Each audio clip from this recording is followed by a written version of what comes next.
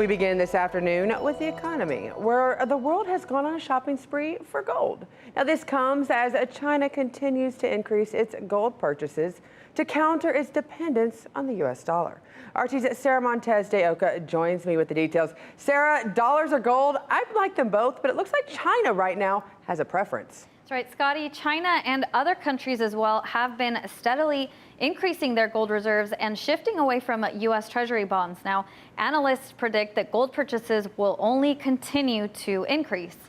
The yellow metal soared to a 5-year high, posting gains on Monday at $1,403 per ounce. This was up 17.3% since last September, when it was at its most recent low of $1,182 per ounce. And the surge is speeding up, with the price up 10% in just the last week. According to the World Gold Council, the People's Bank of China bought up more than 70 tons of gold since December, after not buying virtually any gold for 2 straight years. And just last month, China's gold reserves jumped 15.8 tons. According to data from the central bank, China's total foreign reserves last month climbed from $78.35 billion to $79.83 billion. But it's not just China. According to WGC data, in 2018, gold reserves around the world surged by 651.5 tons, or 74% year on year. Now, it's not just the surge world gold reserves that spiked the price, but it's also a direct response to last week's U.S. Federal Reserve's board meeting. This signaled likely cuts to U.S. interest rates that will occur later this year. Experts say that the dollar originally became the world's reserve currency because it was just as good as gold, but times are changing. In fact, the dollar was gold.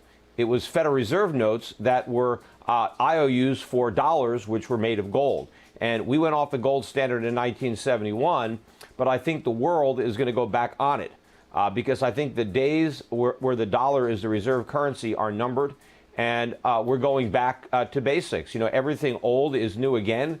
Gold was money in the past, and it will be money again in the future. And central banks that are smart enough to read that writing on the wall are increasing their gold reserves now.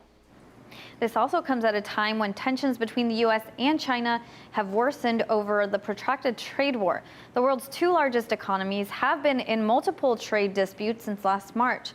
And most recently, Trump raised tariffs on $200 billion worth of Chinese imports to 25%. Beijing retaliated by raising duties on 5,000 U.S. products to 25% as well.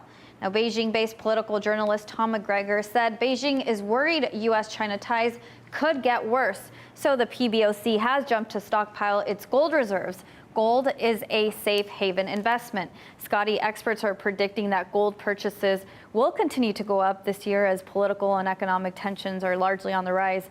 And all eyes really are on U.S. and China relations as they meet at the end of this week at the G20 summit. But this could be a decisive moment that could change the direction of the price of gold and even decide the fate of the U.S. dollar and the world's economy. Well, that's the thing, Sarah. If they have a great meeting, then that's not necessarily good news for gold. At the same time, that's good news for the economies in both countries. Thank you so much for covering this and continuing to cover it.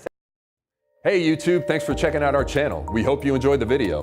We have tons of content for you just like this. For more of RT America's one-of-a-kind news and analysis, be sure to subscribe and never stop questioning more.